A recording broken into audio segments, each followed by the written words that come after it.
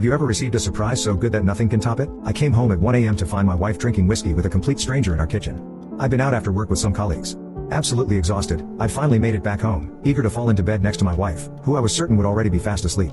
Instead, I walked in to find her sitting with some man who looked a bit like Andre Agassi, when he had a shaved head and a goatee. What an odd scenario. Why was there a complete stranger in my house at 1 a.m. when I desperately wanted to go to bed? Out of respect for my wife and her newfound friend, I'd have to stay up and exchange pleasantries, which I was in no mood to do. They both looked up at me in awkward silence, Agassi holding his glass of whiskey inches from his mouth. "Hello," I said, hesitantly, waiting for some kind of introduction or explanation. They said nothing. Just grinned at me like two idiots. I felt like I'd walked in on some secret meeting. "So? What's going on then?"